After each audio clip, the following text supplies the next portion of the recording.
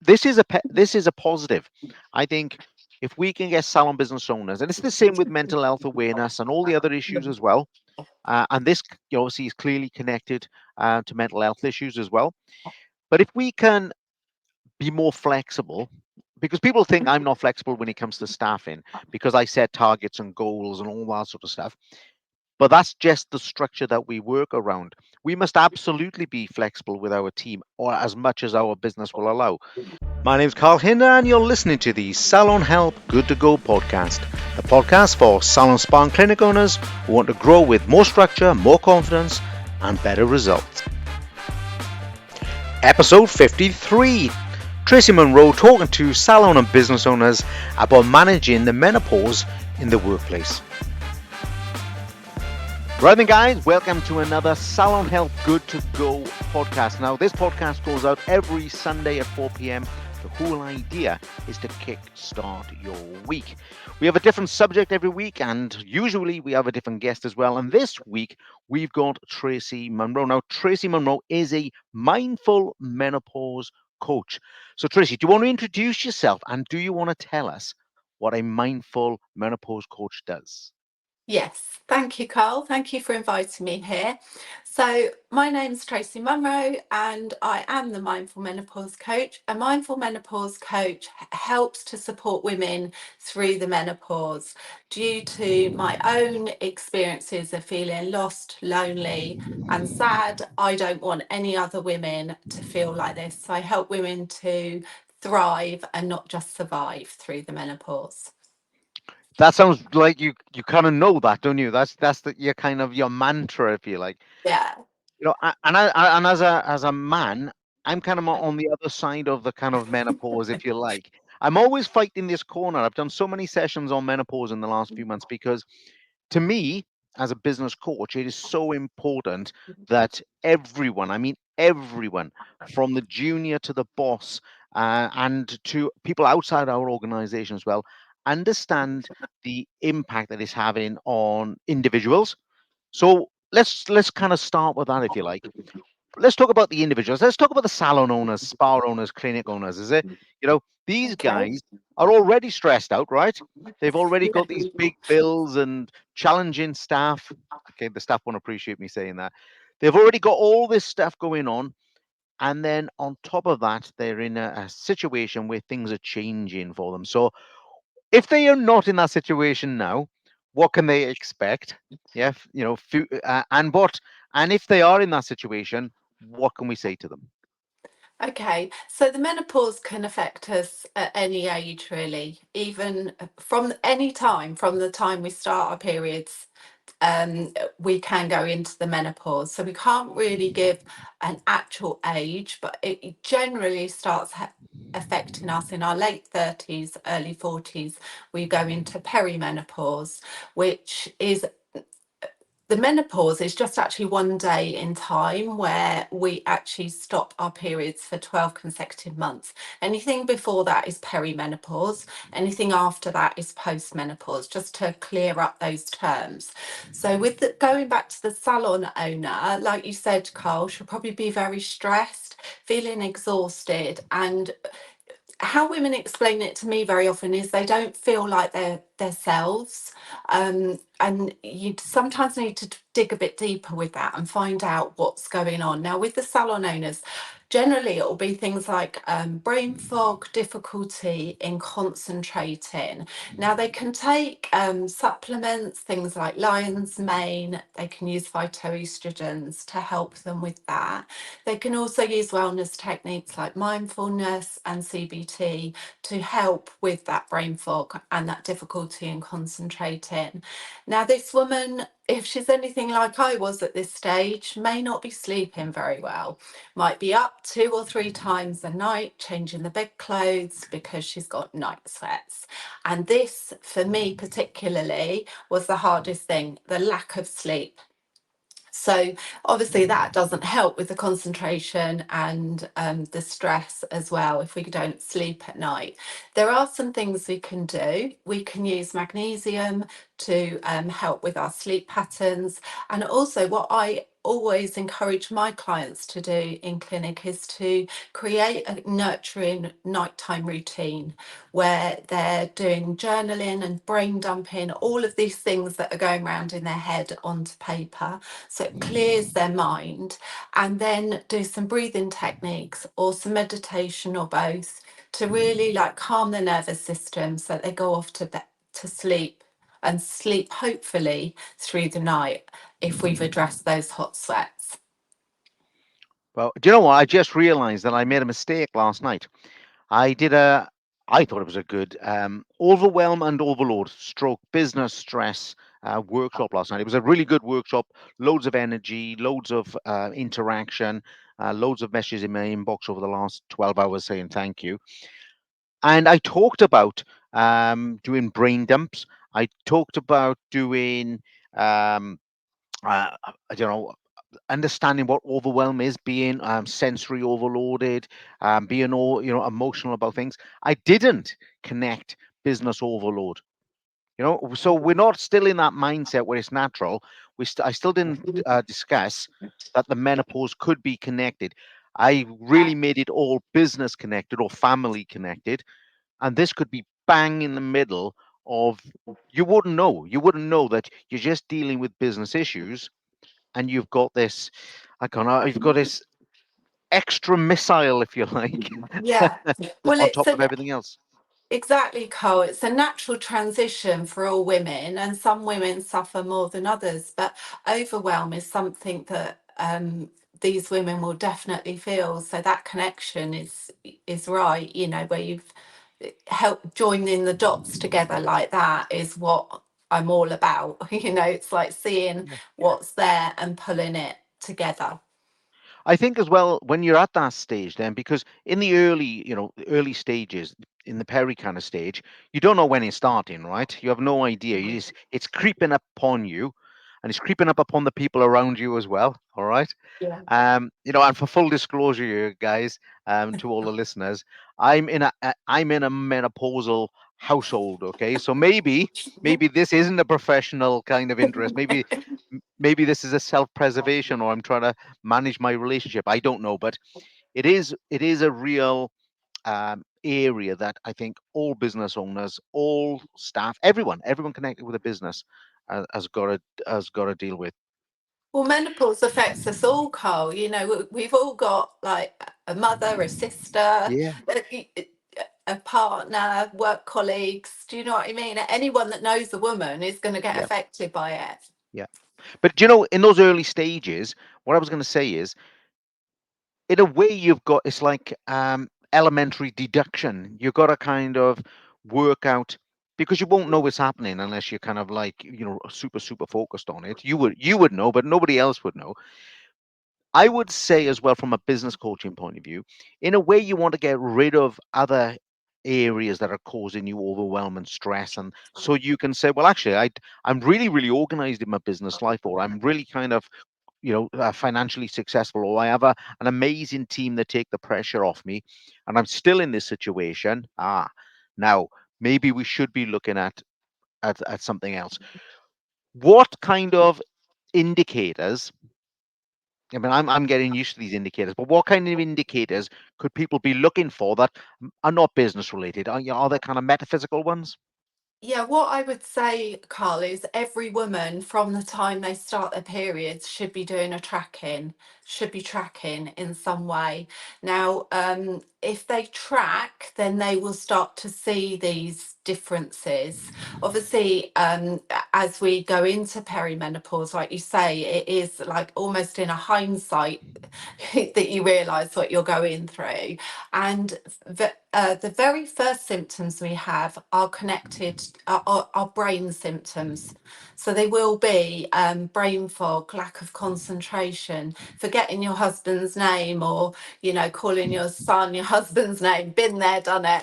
You know, Yeah, it's like, and they think you're going mad. And actually, you start to think you're going mad yourself, and you're not. What it is your ovaries speak to your brain, and your brain speaks to your ovaries constantly, every day. So when we're losing the estrogen, these connections aren't the same. So that's where we're then having these problems putting our keys in the fridge. It's like, and you're up and together, but you do these Yeah. crazy things, and they're the things you start to notice. A lack of confidence as well, and women always say to me they just don't feel like themselves. That's how they describe it, in exactly those words.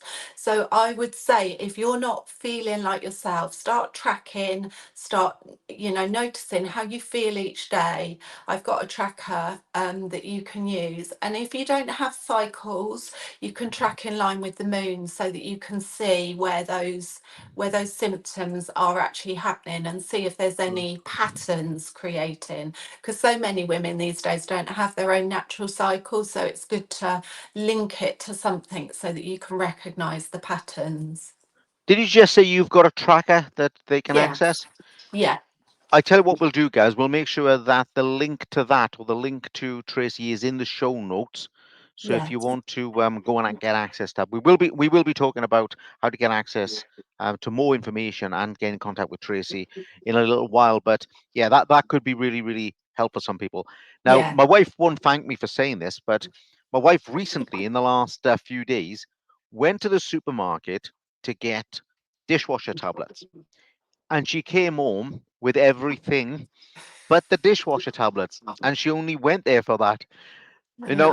I'm now, a year or two ago, we would have kind of like maybe um given her a little bit of stick, but now you kind of got, well, okay, we get the picture, if you know what I mean. Yeah.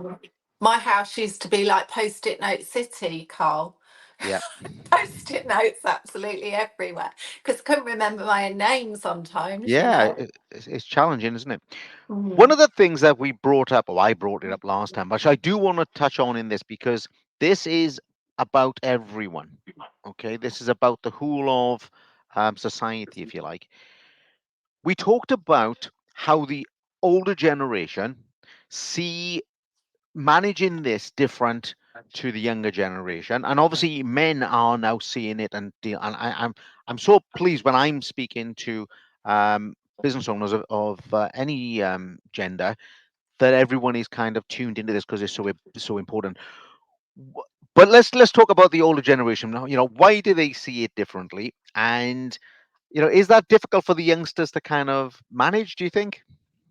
Well, generally, I think your findings are similar to mine, Carl, as in they say just get on with it, is Yeah, what that's the they one. say. Yeah.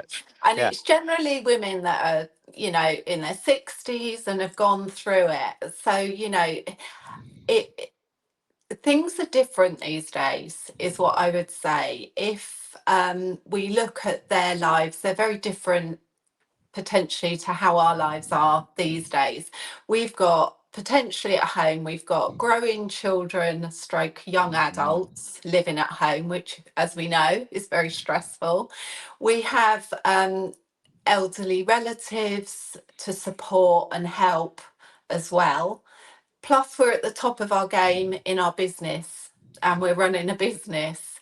If we look back to those generations, generally they wouldn't have maybe worked, or if they did, they had a job. They didn't have maybe as much stress and pressure as we have today, and I call that the modern menopause, because I feel that that's what it is. We're living the modern menopause, and it's very, very different to how these other generations have been through it. I think that's really interesting that we term it in the modern menopause, and it clearly is. Like you said, life is just so different, isn't it, Mm. for everyone. I also think that time is a great healer. Do families, or women in particular, wouldn't have babies, would they? Right? If they remembered, if you could remember the pain of that moment, or that you kind of like, oh, that's the end of that. But time's a great healer, and I think maybe when you've gone through it all, maybe, and I don't mean as a symptom, I just mean as part of life.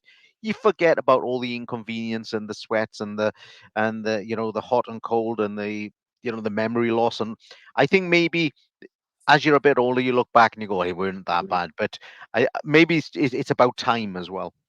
I think so, Carl. And I also think that, like once you get through the perimenopause and you're postmenopausal and your hormones are much more stable again, you're then in a place where you can actually reap that pot of gold. And, you can then start working from a different place where your hormones are more regulated, but at a lower level. And I think, like you say, that our memories fade with things like this, and some people don't. Some women don't actually suffer that much. But the other thing is the more stress women are under, the more their symptoms are a problem, because HRT will work for 40. Sorry, let me get my figures right here. Right, 54% of women will get relief from HRT, 46% won't. And the reason that 46% won't get relief is because they need to regulate their nervous system, Okay. because they're overloaded with that stress, and that sometimes doctors are giving them more and more HRT, but it's not actually working, and it's On because of that yeah, level of stress response in their body. on the HRT note, is there a point? I mean, okay, I know the answer is that it's different for everyone, but is there a trigger that you can say to a lady? You say, okay, at this point, it's time to visit the doctors. I know that it can't be at an age, but is there a Yeah, point in where things are going on? You go now, go. yeah. What kind of signpost can we have for them? Well, obviously they can start off with supplements, maybe evening primrose oil and starflower oil for things like hot flushes. Like I said, the lion's mane for brain fog. They can use things like that. And then if those things start to not be as effective, then they can potentially go to their doctor. And personally, myself, I got to the point where I couldn't sleep. I wasn't myself. I was like emotional. So I went to the doctor. The first doctor I went to see looked at my age on the screen, and I was 42, and he said I was too young to be perimenopausal. So in those days, you actually saw a doctor face to face, and I decided to go on his day off to see a different doctor who actually helped me with that and put me first of all on a drug called clonidine, which is very good for the vasomotor, hot sweats, and night sweats. And so that within 3 weeks had adjusted my night sweats, and I skipped back into his office, and he was like, oh my goodness, the difference. But it isn't the doctor's fault, Carl, because over 40% of the UK doctors haven't had training in menopause. So it's not their fault. So my biggest thing to tell people when they're going to the doctors is to ask for the menopause expert in your clinic. And obviously this is becoming more of a thing now. There's more women talking about, or more people talking about it, but you really need to pursue it. If you don't get the answer that you feel is correct, just go back and ask again. Fair enough. Sounds like great advice. Okay, so we've got these salon business owners. Okay, they're already got business issues. Even if they've got fabulous, fabulous businesses, there are always business issues. That's nature of running a business. Mhm. Um, at some stage, many women will go through this process and have these added issues, if we can call them that. Let's kind of go. If we had a pyramid and we were talking about, let's go down a level, because I am very keen as a business coach in identifying this as how do we manage this with our teams as well. Because first of all, your team have got to manage you, right? They've got to make allowances for you, or they've got to be aware of it, or you've got to change your functional behavior. When I say that, you can't change your emotions, but you can change the actions that you take. And then, of course, so we've got to manage the owner, the staff have, but of course, many of the staff are going through this. Yeah. So when we get to that level, if we are allowed to say that, when we're at the staffing level, how can we help them? Should we kind of be making allowances? You know, we know the older generation would say, "No, get on with it." Um, but in a more kind of realistic way, are there things that we could do?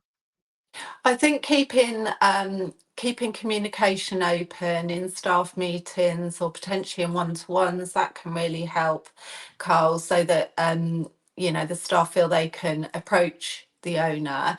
I think that the owners, they need to be thinking of the staff from the point of view that they might be suffering with hot sweats, so they might need a few adjustments, things like a fan or ventilation in the room.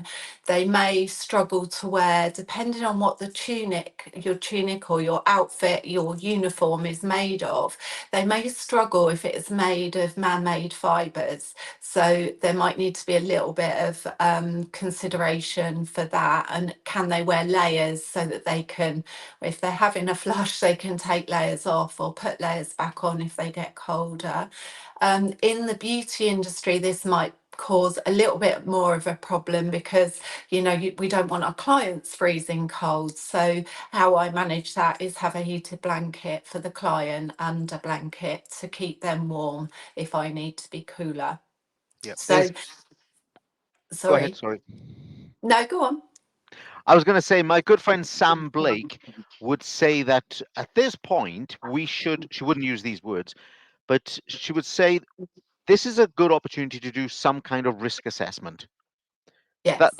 I mean, it sounds a bit kind of too dramatic to call it a risk assessment, but we should do some kind of assessment, and that should be part of our staffing manual. It should be part of our procedures and our identification and our communication, and we should have channels because it can be very sensitive. Some people are kind of like just open and they'll just say, "Listen, I got this issue. We got to deal with it." Other people will be so embarrassed.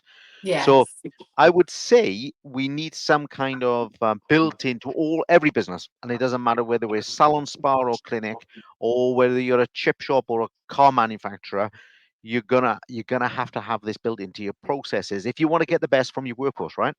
Yeah, I agree. Some sort of policy or something that people can refer to if they're at this stage, because also you're going to get therapists. In beauty in particular, it's probably similar in hair actually. Your joints are so sore, and you end up like trying to do back to back massage all day every day, which might be something you've been able to do, maybe something you can't do, and it might need to be interspersed with other treatments to help the therapist, because it is painful, and we need to keep our therapists working for us because we don't want to lose staff. So it's sort of working out what we can do within the business to support the staff, but also keep the business profitable as well. So yeah, I mean, one in six women will have a hip fracture due to osteoporosis, because our bones regenerate like our hair and our skin does. And the problem is with these hip fractures is 20% of women will die within a month, 30% will die within a year. And it's actually making women's disability free life expectancy 61, and their actual average age of death for a woman is 82. Yeah. So we really need to be supporting our bones properly, because otherwise we could end up with issues, disability issues moving forward because of our bones thinning. I think it's really interesting that you know it's really interesting that we need to follow kind of my coaching guidelines or other people's coaching guidelines as well, in the sense that what you said there, someone can't do back to back, back to back, back to back massages all day. We know that there are challenges. There always have been challenges in recruiting the very best people. Mm. I always say to salon spa clinic owners, you've got to work harder at getting your team, building your team, and then maintaining and retaining your team. This is a positive. I think if we can get salon business owners, and it's the same with mental health awareness and all the other issues as well. And this obviously is clearly connected to mental health issues as well. But if we can be more flexible, because people think I'm not flexible when it comes to staffing because I set targets and goals and all that sort of stuff. But that's just the structure that we work around. We must absolutely be flexible with our team, or as much as our business will allow. So I think that suggestion about, look, we can't do back to back all day. Now, if there's only one or two of you in the business, that's going to be harder, right? It's going to be Yeah, harder to kind of like, oh well, you just do half a day, because there's one thing I'm keen to make sure that we talk about with any kind of illness, disability, syndrome. We talked about what did we talk about last night? We talked about burnout syndrome. So apparently, according to the World Health Organization, there's no such thing as burnout. It's just a syndrome that we have created. Okay, this is not Carl Hinder business coaching. This is the WHO. That doesn't mean we don't have to manage it. yeah. Because it's a syndrome, it doesn't mean we don't manage it. So whether we are managing a disability, managing a menopause, managing a syndrome, we have to get better at doing all of that if we want the best from our business. Yeah, because those women, the therapists, the staff, if they could have well been with you some time and they're going through this, and once they've gone through it, they'll be able to potentially go back. But it's like helping them to Yeah. supporting them, because otherwise, Cole, you might lose them. Oh, well, that's what I mean. We got to retain them, and Yeah, we've got to work harder at retaining people. yeah. I want to put a caveat in there. We did talk about this last time we caught up, and that is we should bend and flex and make the working environment as accessible as possible to everyone. We have to be super careful, though, guys, that we don't impact a client negatively. And Yes. and I have been in operations. When I say operations, not medical operations, I have been in people's businesses where they've turned off the heating, as an example, and the clients are frozen. And like you said, with the booty, if you're doing a massage or something like that, you got more access on a table because you can use a heated blanket, or you could preheat the room or something like that. Other sectors will have more difficulty. A nail table isn't going to be able to do that. A hairdresser might have a challenge doing that. Now, I don't know what the solution is for every person, but you have to have that in mind, that we can't just say, right, we must look after the staff, or I must look after myself and impact your business. There is a kind of a balance to be made. Would you agree with that in some way? I would agree with that. And, that's where communication can come in, isn't it, Carl? Because you could say, well, what can we do to help you with this, and come up with some sort of plan. And also the staff, need to take a bit of responsibility for themselves.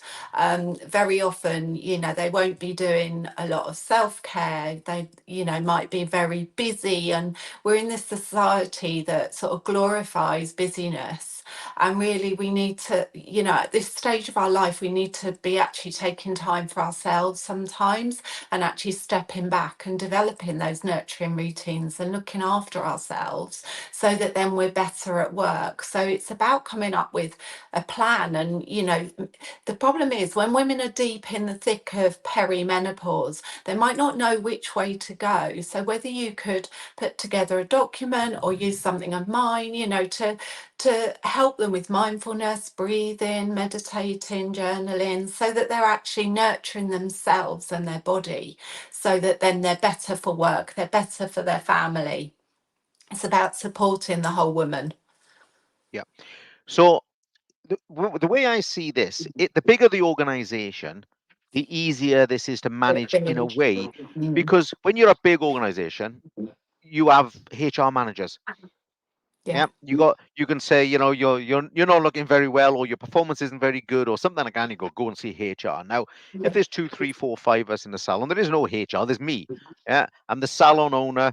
I'm the marketer. I'm everything to everyone. But what I do know is, in some of these smaller salons, they do have HR. I'll talk about menopause now, but HR for mental wellness. Yes. where they pay a certain amount every month to these big organizations, and they say to them, I've paid for you to have 3 mental health sessions a year just by phoning that number. Diving back over to menopause, is that something that you provide or could provide? Is that something like let's say I'm the salon owner, I got 5 female members of staff. I don't know how to manage all this, even though I'm a sensitive kind of person, right? And I'm fully aware, and I'm like, maybe you don't want to talk to me, because that's the other thing, isn't it? Yes. I can Yeah. be as fully as aware as I want, but for a lady to sit down with me might not be their thing. Could we do that? Can we actually say, yeah, here's Tracy's telephone number? Of course, we'd organize a financial arrangement between the business owner and you, Tracy. Yes. But with that in place, could they phone you and say, listen, Tracy, you're an expert. My boss hasn't got a clue what's going on. What Yes. can I do? That's there. Is that a support for them? Yeah, I can definitely do that support for the salon owners and the staff. Yeah, it could be that interface and help, help the staff and the salon owner to, come up with a plan that's, business like, but also supportive of the woman going through the menopause as well. Definitely. Great. So if you're a salon owner and you're listening to this, and it doesn't matter if you're male or female, by the way. Maybe some female bosses are not very empathetic or understanding, or maybe not approachable either. If you're Or, one of those or people, they may not just want to talk to their boss about it as well, oh, Carl, for totally, whatever yeah, reason, might yeah, feel embarrassed yeah. to. But the Mm. value of building your team these days and maintaining them is immeasurable. So you know, build that into your plans, guys. Build that into your plans. If you are not good at managing this kind of thing, then maybe speak with Tracy again. Her contact will be in the show notes, and set that up. It's got to be one less issue for the business. It'd be a little bit of pressure off you as well. You'll appear to new candidates as well as being more professional, because you'll have a good reputation, and your overall business profits will grow eventually, because you're going to be able to maintain these people. Now, we kind of talked about the salon owners, and it does evolve around the business owners, because they say to me, Carl, you blame me for everything. You always tell me that it's my fault. And it's true. Oh, sorry, guys, but everything is your fault, no matter how we look at this. So you have to look after yourself. And there are people out there like myself and Tracy who will support you in kind of getting your mind into the right place to seek the support. Most of the responsibility towards your staff is from yourself as well. So you got to do that. But this all filters down. It could be filtering up as well, by the way. Okay, for those of you on podcast, I got my fingers going up and my fingers going down, right? Yeah, it could be filtering up as well, but usually it's going to filter down to the client. So with a client, this is this pyramid thing I was thinking about. With a Yes. client, Tracy, I think we got 2 things. First of all, how do we manage? How do we help the client? We don't want to impact the client. We kind of touched on that. Yes. But now in our chairs, on our tables, at the nail table, at the desk, wherever, we may have ladies who are peri or menopausal. How do we identify that? How can we help them? But what's your coaching advice?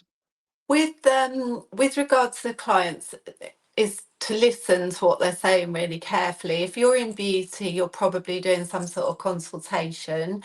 So obviously you can dig a bit deeper in that consultation. But if you're a nail salon or a hair salon, it might be a little bit different. So just listen carefully to what they say. I mean, as I said before, most women will say they're not quite feeling themselves. So you can just ask them, well, what does that look like for you? And, they might say, oh, I'm calling my husband my son's name, and, I've put the keys in the fridge, or forgotten the dishwasher tablets, and you can start to build a pattern.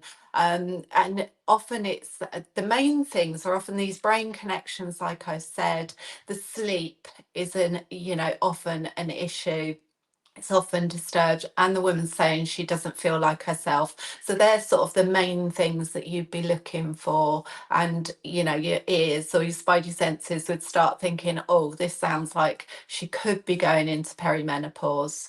Obviously, different situations, you're going to be able to talk about that in different ways because, if you're in the middle of a busy hair salon, it might be a little bit more difficult to go into detail. Whereas if you're in a treatment room doing a consultation, you can, dig a bit deeper on those and see what's really going on. But you can help support, listen, and give some wellness tips like we've been giving here, in those conversations, and have those confident conversations with your clients, because then they start to trust you, and they come back for more. My clients don't go anywhere else. Which is Yeah. great, but it's like it builds those nice, those firm connections. Yeah. And I think that there is an opportunity here for us to do more for our clients. And when I say that, I don't think there's many more people who have a better opportunity than us. And I'm talking about hair, beauty, skin clinic, the whole sector now. Even if you're a nail tech, you got hold of someone's hand for an hour. Yeah. Okay. I can't remember the last time I held someone's hand for an hour. It's probably been my mum when I was 7 years old or 6 years old or something, right? So you got hold of someone's hand for an hour. You have an awesome opportunity. Now, of course, there is a privacy element as well. I get that. But I think the real crux to being professional in any of our sectors is the consultation. You mentioned it quite a few times. Yeah. And even our motive for asking these questions is professional. So, if we can ask someone like about asking them, do you sleep very well? That, forget about the menopause moment. That could just be indicating the type of treatment they need, the kind of massage they need, the kind of skin treatment they need. Because if they're not sleeping very well, they might have a very good routine. They might not be doing their skin routine, whatever it is. That's a genuine thing. We almost just need to kind of re-bump up the consultation. I don't know how we do it, but there needs to be some boxes in there to kind of alerts for us, to say, well, not sleeping, hot flushes, forgetting things, because there are treatments that can um, soothe. Is that the right word? I Yeah. think that we can soothe the client, because that's our job as well, right? Is to make them feel good even for short periods. And then as those relationships grow, because we know, and it will be, I promise you, even in the hairdressing chairs, I've heard much more private things, okay, that we can't talk about on this podcast, things that make your hair curl, right? Um, so we know that once the relationship is built, that they will share that. Now, I was watching something the other day, a professional thing, that says that it takes about a year of salon visits for the client to stop becoming your client and become your friend. Now, there's a whole kind of coaching thing here to kind of warn you against that, but you can't help human nature, if you like. Those things are going to happen. You have to be professional about it. Otherwise, you would have doctors being inappropriate, wouldn't you, if like every client after you was their friend? But it takes about a year or 7 contact points, 7 visits, if we're going to call it that, where they go from being a stranger to a friend. So if you've got someone in your chair, on your table, at the nail desk, at the reception desk for that matter, as a front of house person, in that year, your relationship will change enough to be able to broach those things with many clients. Mm. So Yeah. the key to this is the consultation. We should be doing all our consultations in a private area, because we should be finding out more. We should be finding out, are you going on holiday? How are you managing this? What kind of a job have you got? Are you thinking of changing jobs? Are you having any kind of sleep issues? Are you having any difficulty with your skin? Are you having any dryness? Listen, I'm not doing consultation training today. The point is that the consultation is our powerhouse. It's our powerhouse for sales. It always has been. It's our powerhouse for customer service. And to me, this is just an enhanced customer service. Yeah, that's right, Carl. And consultation is key, like in our businesses anyway, but certainly with regard to menopause, because you could put a few key questions in there that then women would start to open up, and it would give you that avenue.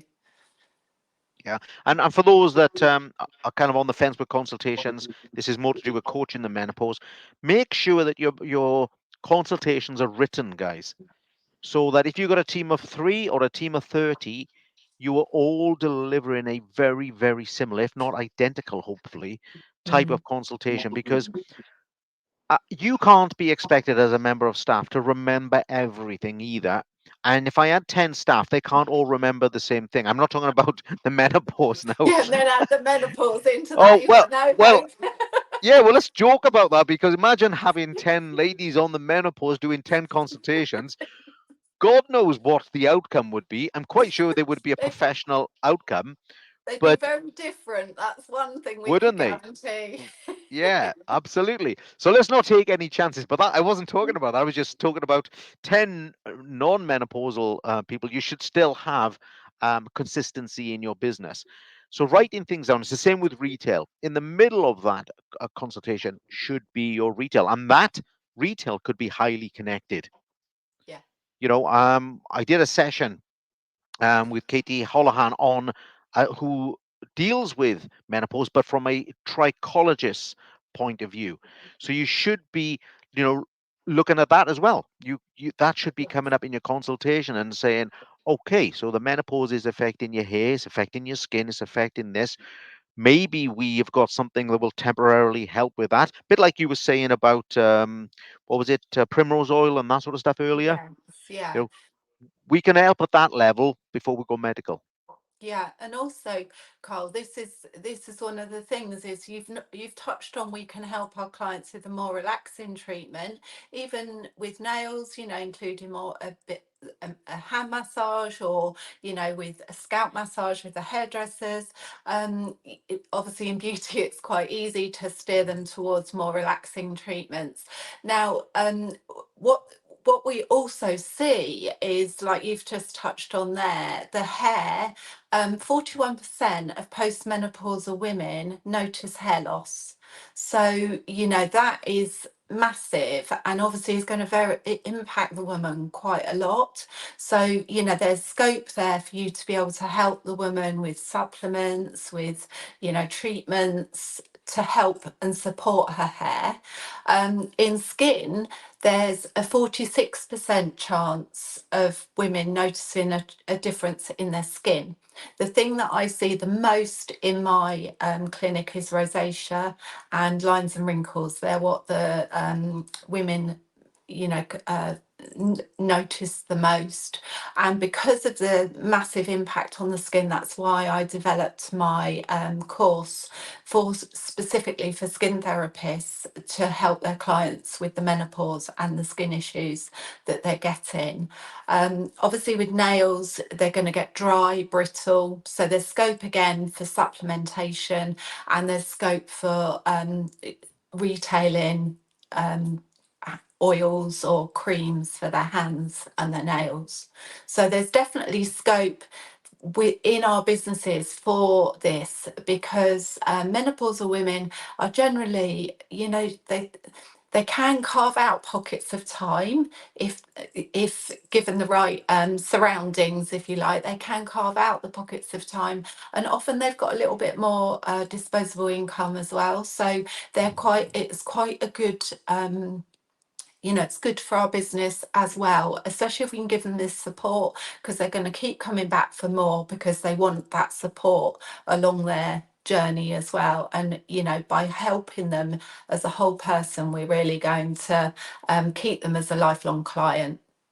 Yeah, I think that kind of ties in with my thoughts and ethos on the whole industry, and I'm going everywhere from from barbershops to um, clinics.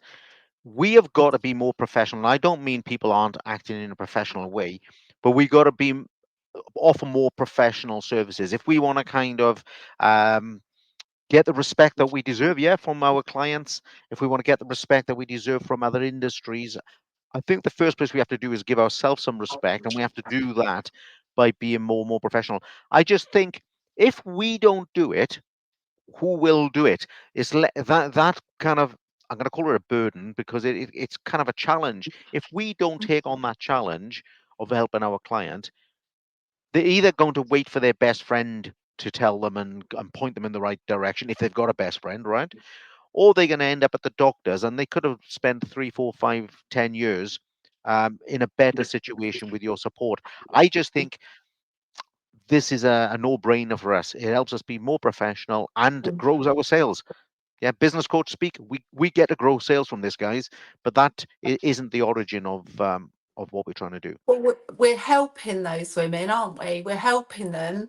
And often, like in our salons, we're so privileged, aren't we, that clients share stuff with us. Like you mentioned earlier, Carl, that's hair curling. And very often they'll talk to therapists or hairdressers prior to going to the doctor. So many times I've had to say to my clients, really think you should go to the doctor and, talk about this.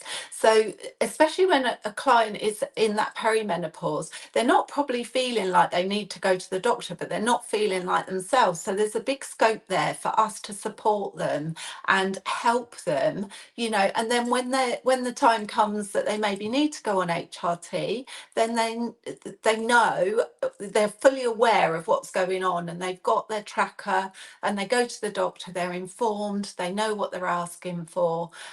So we've supported them along that journey, and there's so much scope for us to do that. Yeah, I think once I mean, signposting them like it's just a fabulous thing to do. We are fabulous.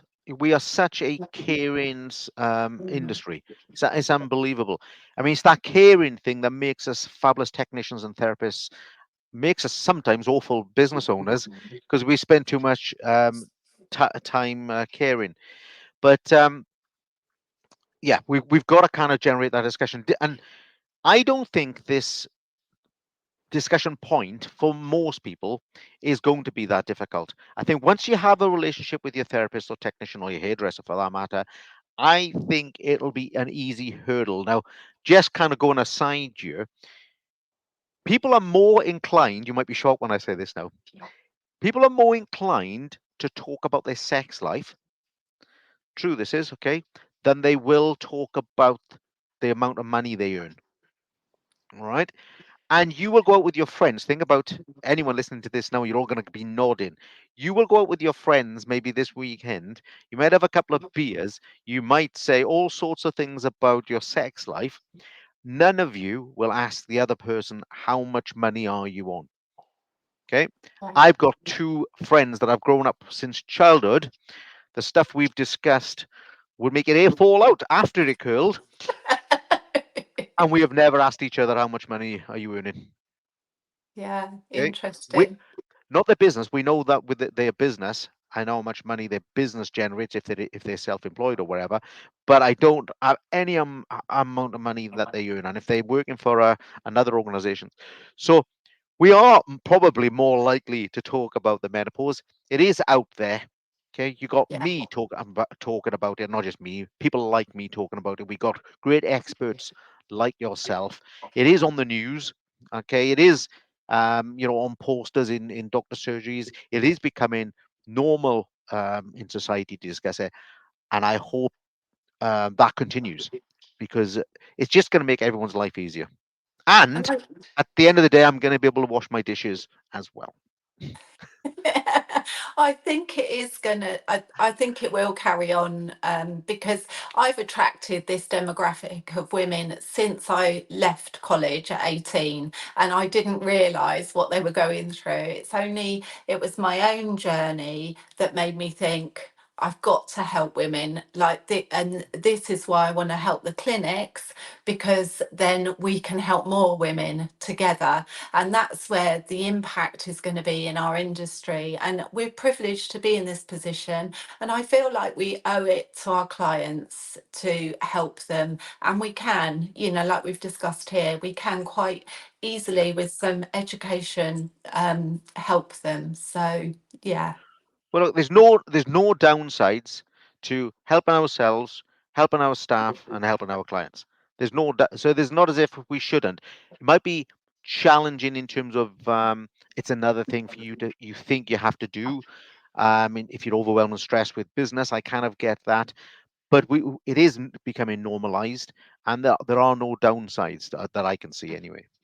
And also, I'm here, Carl. I can support. I can support the salons if they want any help. They just reach out, email me, and we can, Well, work okay. out work Well, out something. let's talk about that. So, okay, we're coming to the end of the podcast, guys, but Okay. this is the important part, really. You may need support that I can't help you with. I can help you with growing your business, growing your sales, and I will understand how to manage your team and some of the menopausal um, implications. Tracy, how can you help them? How do people get hold of you? What's the best way for them to be getting in touch? And all of this information will be in the show notes, guys. So you haven't got to remember it, but listen to Yeah. Tracy because you need support.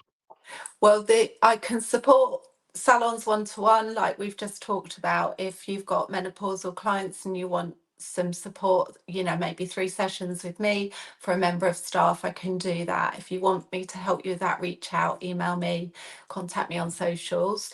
And also, I'm doing a mindful menopause training day. And this is going to elevate your business so that you can work less while you're generating more impact for your clients and more income and more freedom within your business. You will learn, or together we'll create a treatment collection for you for menopausal women using treatments that you've already got. So it doesn't necessarily mean going out and getting other skills, and I will add in things that I have found useful in my salon that you can include. And then this will create like sensory experiences for your clients, which is what my clients tell me they have. And it increases your profit because those treatments can um, attract a better profit for you. You'll also, like I've touched on before, attract these lifelong clients, which obviously have a lot of value to us in our business. They'll recommend your services and they'll rebook on repeat, which makes sure that you've got business growth.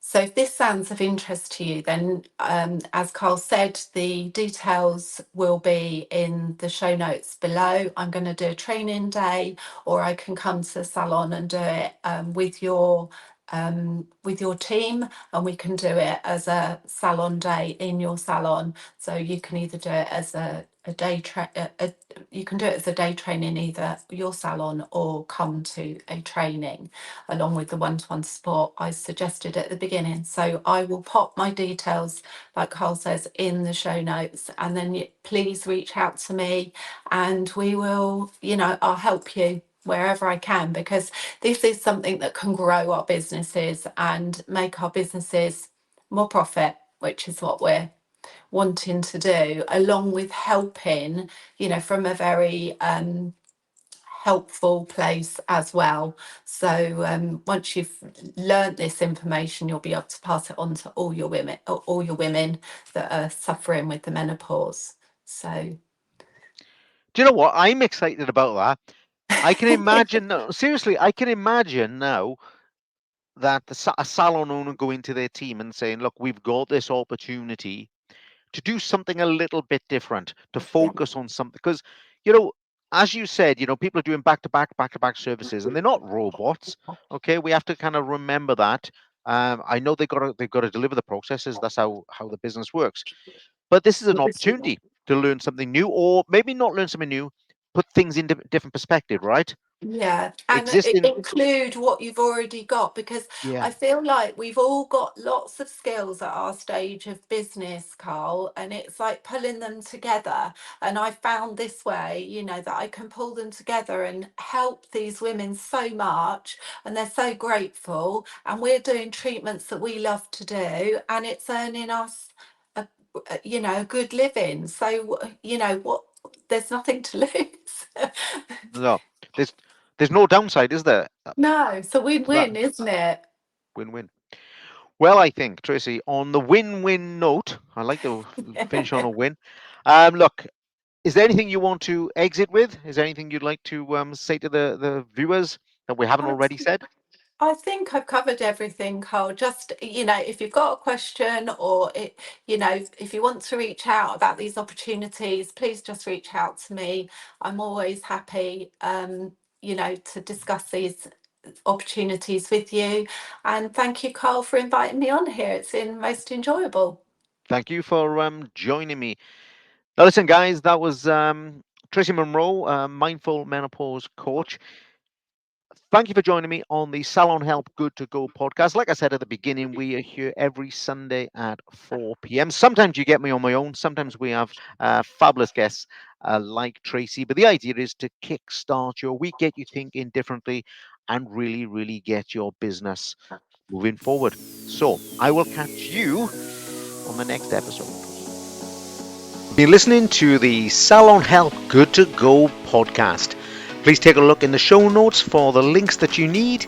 Leave a review and let other salon, spa and clinic owners know that I'm here every Sunday at 4 p.m. to kickstart their week.